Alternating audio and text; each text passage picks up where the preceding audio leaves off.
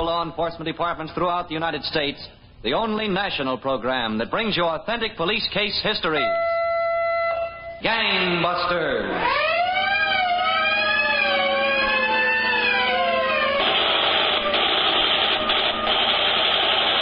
Tonight, the case of the costume killer, who was an old hand at his trade and a hard master to his apprentices, until he learned the first lesson of society at the hands of skillful detectives. And now to Gangbusters and facts that show the operation of our law enforcement officials in their war against the underworld. Gangbusters has asked Chief J.A. Pitcock, who recently retired as Chief of Police, Little Rock, Arkansas, after 31 years of service, to narrate by proxy tonight's case. The inside facts in the case of the costume killer.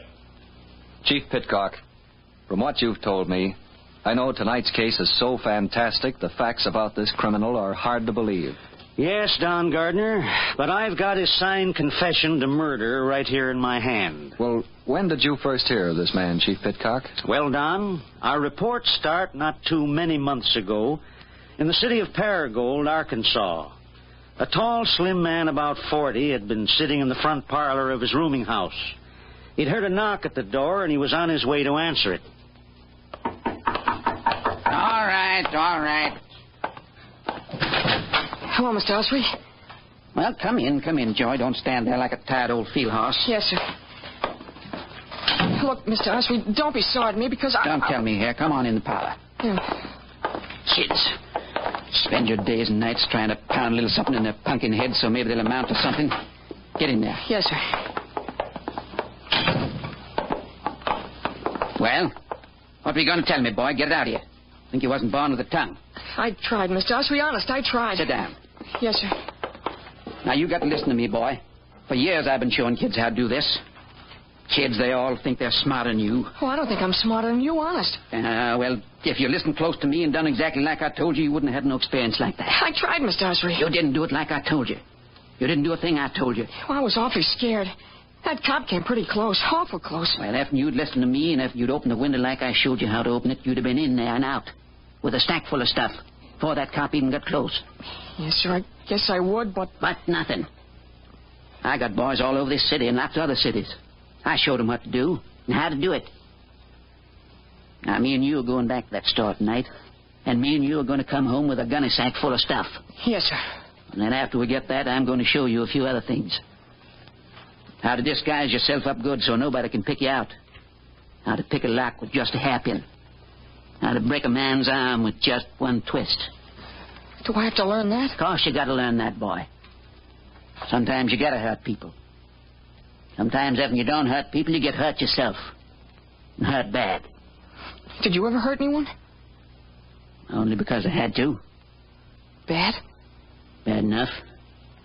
I killed him. Killed him? Only two. Oh. That's what I did my time for. And if I'd killed the third one, I wouldn't have done no time at all. But I got soft-hearted. Serves me right. Now, never you get soft-hearted, boy. Oh, no, sir. Now, you listen to me. And I'll tell you how we're going to get in that store tonight. Maybe you ought to use the glass cutter some more. Shh, boy. You got it. Sure, I got it. Okay, Joey, I'll give you a boost up. You unlock the window. Yeah. Now grab a hold. Okay. Now, up you go. Okay, now.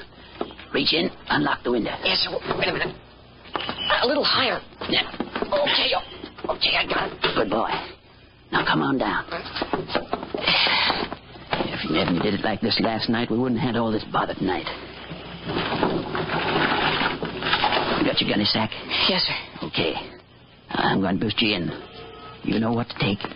And when you get it, you meet me back the room. Ain't you coming in with me? There ain't but one way to learn, boy, and that's do it yourself. But, Mr. Osprey... Don't stand there arguing with me. Now come here, I'll boost you. It ain't fair. Now up you go. Okay, that's enough. Now jump down. Yep. Everything all right? Yeah, I think so. Good boy. I'll see you back the room.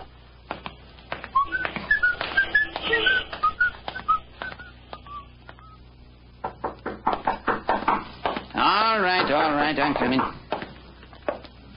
Joey? Yeah, it's me. Just a second. Come in, boy. Yes, sir. Well, good work, boy. You did fine. Where's the gunny sack? I got it, Mr. Osprey. I left it in the shed. Well, I told you to bring it so I could give you what you got coming. I was gonna, but what, boy? Speak up.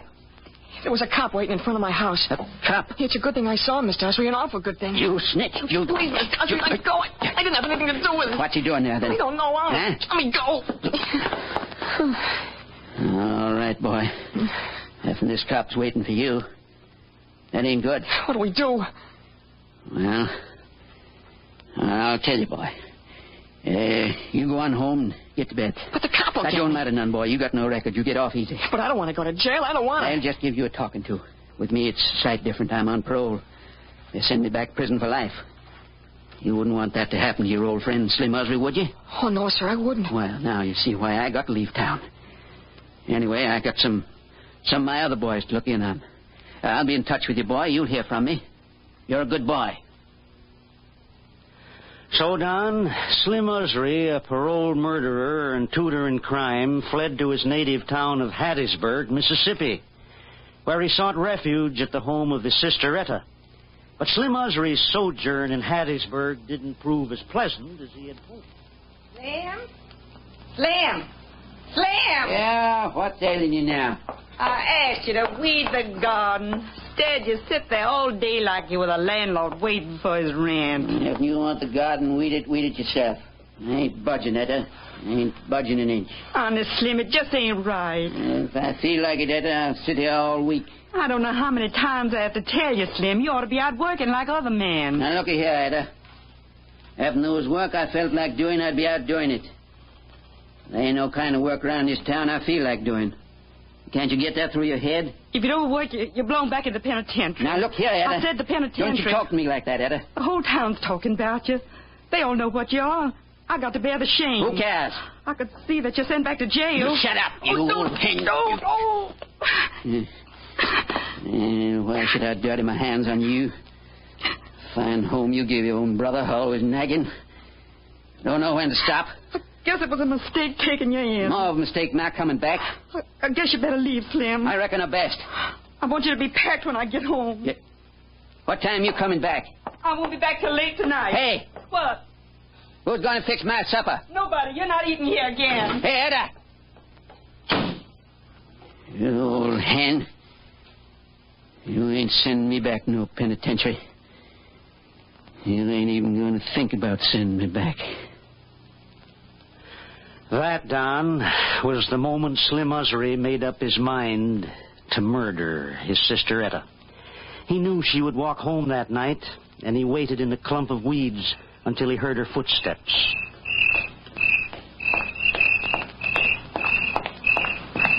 Etta?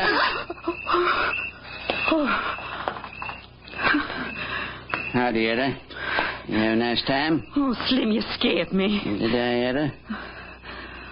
What were you doing back in those weeds? Did you lose something? No. I'm just fixing to lose something, that's all. What do you mean? Nothing, Etta, nothing at all. Are you all packed to go? I don't want you in my house tonight. I changed my mind, Etta. I'm staying. Who said so? I said so, that's who. No, not in my house. No? If you don't go tonight, I'm calling the police. You call him, Etta, you call him. Slim, no, don't. Old hen. Try to send me back to penitentiary, will you? Find a way to treat a brother. You old hen. I'll show you. Treat your brother like a wooden dog. Take care of you.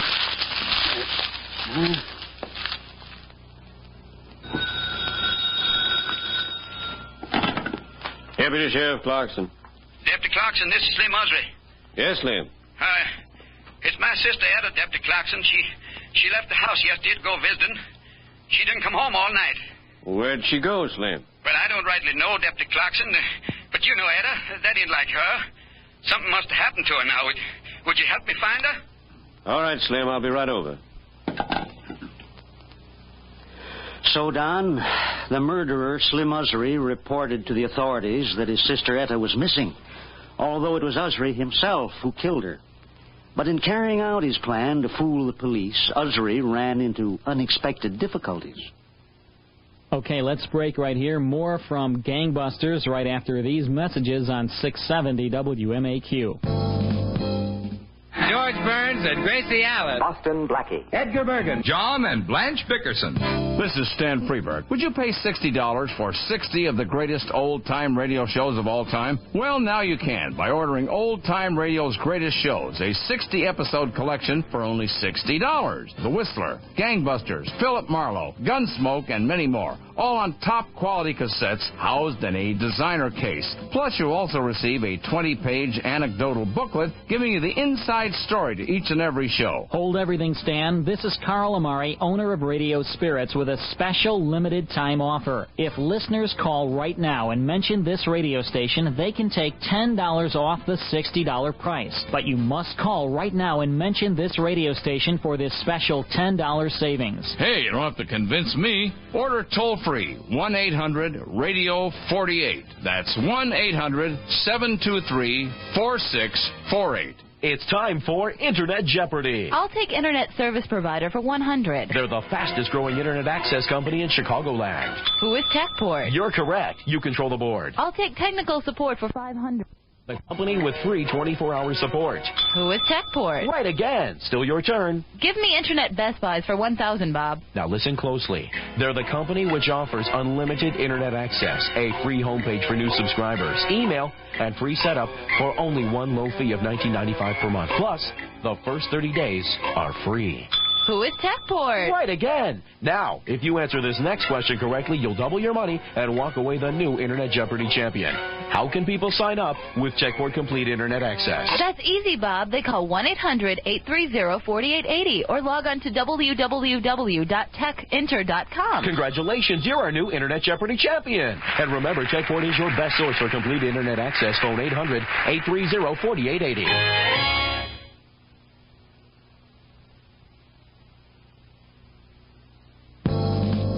Now, let's get back to Gangbusters. Now, you were telling us, Chief Pitcock, that Slim Usry murdered his sister Etta and then reported her missing. Yes, Don. And an investigation was started. The weeded area of the neighborhood was on the list of places where deputies thought the woman might be found, and the search there was in progress.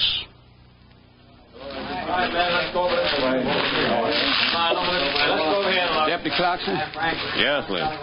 You don't reckon we'll find Etta in here? If anything happened to Etta, it'll break my heart. I know how you feel, Slim. Let's cut the talking and look. Okay.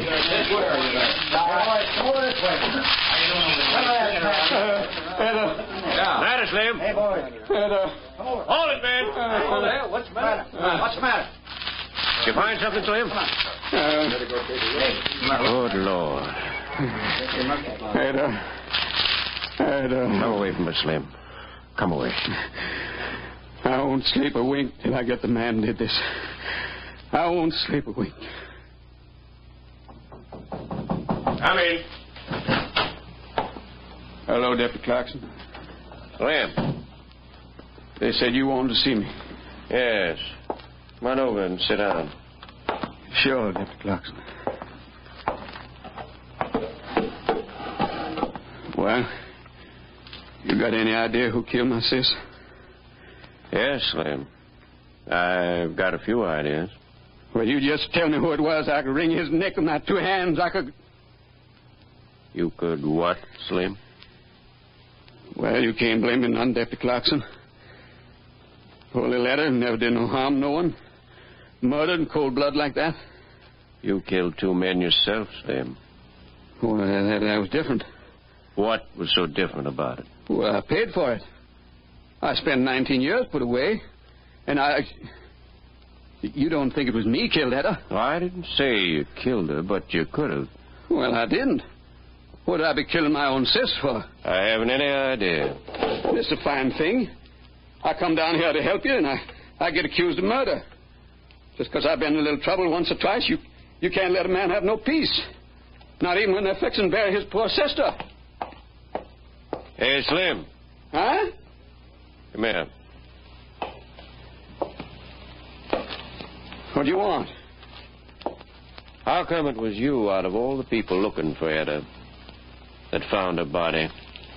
You seem to know just where it was. Well, she just happened to be where I was looking. If I killed her, you don't think I'd be fool enough to find the body, do you? Slim, I don't know what to think. Well, Don, a few months went by and no new evidence turned up. Then one day Slim Usry left town and went to Little Rock, Arkansas. Shortly after he arrived, Usry walked into a costumer's shop on Commerce Street and asked to look at a wig and mustache outfit he saw in the window. Yes, sir. Finest wig and mustache in Little Rock. There you are. Yeah, not bad. I've seen better. I take it you're going to a party? Oh, I figured on a couple of parties. You got a looking glass here? If they look good on, maybe I'll take 'em. Right in back here, sir? Oh, yeah. The mustache sticks right on. I can see how it works. Very good indeed. Nobody'd recognize you, not with that on. How much? Well, now, let's see. That'd be, $11.80 with the tax. Okay. Shall I wrap 'em up for you? Sure, wrap 'em. You don't think I'm going to wear 'em now, do you?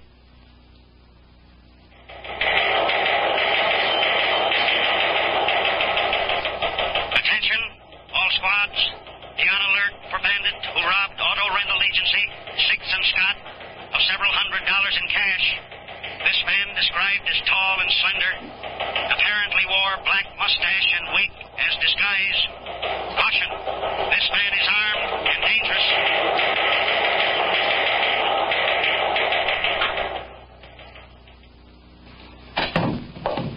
Oh, come on in, Sergeant. What a morning, Captain. I had that witness look at every picture in the file. No luck. Not with that wig and mustache disguise. Good disguise. You know, I can't remember anyone using a disguise like that on a holdup in years. This must be an old-timer. Well, the victim thought he was about 40, Captain. It doesn't make him too much of an old-timer. I wonder if he bought that wig and mustache in one of the shops here in Little Rock. Maybe. But they can't tell whether that stuff came from their shop until they see it. And it looks like we'll have to get our man before they can see it.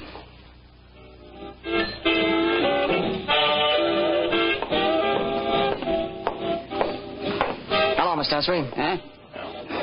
Well, Joey. Sit down, boy. Sit down. Thanks, Mr. Usry. Call me Slim, Joey. People around here know me as Slim. Okay, Slim.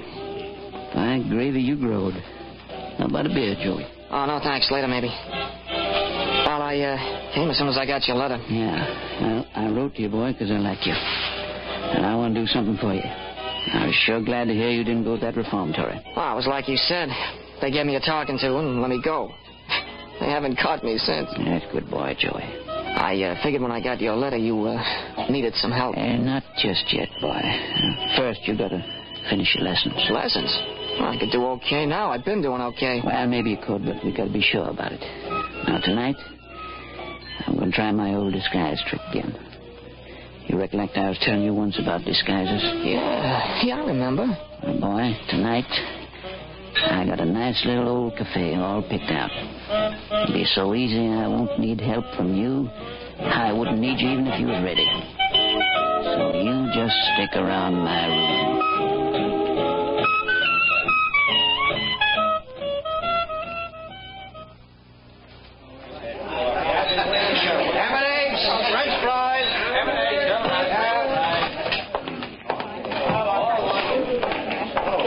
Yes, sir. What'll you have? This, stick up. Reach. What's the matter? Everybody quiet. Wait a minute. Wait for nothing. I'm in a hurry. Where's the dough? I'll get it. Hey. It was an accident. I don't like accidents. Now, don't anybody move till I'm gone. Anybody follow, get the same. Get him.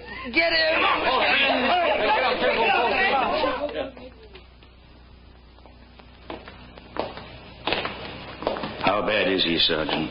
Luckily, not so bad. Both flesh wounds, Captain. This is his room. Okay. Let's go in.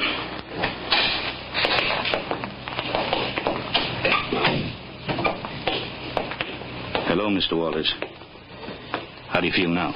Oh, not bad, considering. I'm Captain Crossman. Oh, hello. Mr. Walters, do you think you could recognize the man who held up your cafe and shot you? I don't know. Maybe I could. I ought to know that mustache anyway. Mm-hmm. Is this the mustache? Yeah, that's it. I'd swear that's it. It was found in an alley near your cafe. The holdup man was seen running up that alley. That's it, all right. Thanks, Mr. Walters. We know where it was bought. Now all we've got to do is find the man who bought it. I'm telling you, Joey, just like I tell all my boys. If you miss doing something one way, no matter how many times it worked, it ain't good no more. That seems crazy to me. All you gotta do is get another mustache. No, boy, the police and everybody else on that mustache and wig trick. I gotta try something else. Yeah, but you promised I could try the mustache trick. I said no, boy. When I say no, I mean it. Maybe we'll pick up and go someplace else and try it, but not here in Little Rock. It's nuts, Slim. And we're just getting set here. And I don't know whether I'm going to stay or not. They got a big charge against me. I could have killed that man last night. Oh, the guy was shot up a little. Serves him right. Maybe I should have killed him. Sure. So, he'd have been number 3. Joey. Number 4. Number 4? You heard me. You mean you killed somebody since I saw you last? What if I did? If you want no account. Getting back, we got to change our way of operating. We got to just... Boy, where you going? I'm going out for some air. Well, now watch out where you go and what you do. Just going out to get you a present. Present, boy? For me? Sure. And one for myself. I'll see you later, Slim.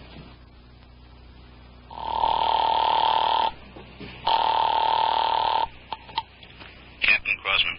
This is Sergeant Woods. We've got men planted at that costume store. Nothing doing yet, Captain. Well, keep them there. And at the other stores, too. Okay, Captain, but it's pretty much of a shot in the dark. This fellow'd be a chump to come back for another mustache. Maybe. But if he does come back, I want a welcoming party for him.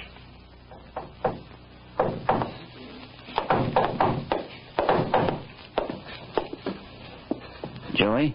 Yeah, Slim, open up. Where you been, boy? Get in here. I told you I was going out to buy a present. Oh. Is that it there? That's it. Well, don't stand there, boy. If you're going to give it to me, give it here. I got 2 of them. What is it? Give it here, boy. Not until you promise I can use one. One what? One of these mustache outfits. Mustache outfits? Where'd you get it? Hey, let go. Please, Slim, let go, will you? Where'd you get it? At the same store you showed me. Please, Slim, you hurt me. Please. I ought to kill you, boy. I ought to beat your brains out. No, please. You could have brought the cops here. You know that. There were no cops. I look good, honest. Let go, Slim. Huh? No cops? I'm positive. I didn't see anybody. Well, as long as you didn't see no cops, I guess there'll be no cops coming here, huh? Sure. Everything's okay. Yeah. You didn't listen to me, Joey. I kill people who don't pay no attention. Slim, don't do nothing. Come here, you miserable... No, let go. I didn't mean nothing. Didn't mean nothing, now. Oh, please. Turn you loose. Huh? Police officers, you're under arrest. Huh? Me? Please, I didn't do nothing. He was trying to kill me. We'll see about that, son. Come on, both of you. Now watch where you're pulling. Come on, you. Okay, kid. Let's go. No, I don't want to go to jail. Come on, boy. It's just another lesson. It should have been the first lesson. It should have been the first. So, Don, that was the end of the teacher of crime. And Usry, who thought he had committed a perfect murder, made the worst mistake of all. He told someone about it. And the boy, Joey, told the police. In the Little Rock jail, William Usry confessed the murder of his sister, Etta.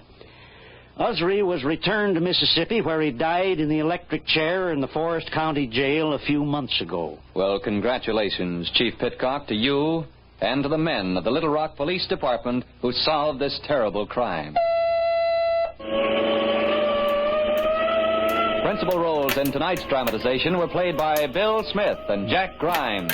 Don Gardner speaking. Gangbusters is a Phillips H. Lord production. And that's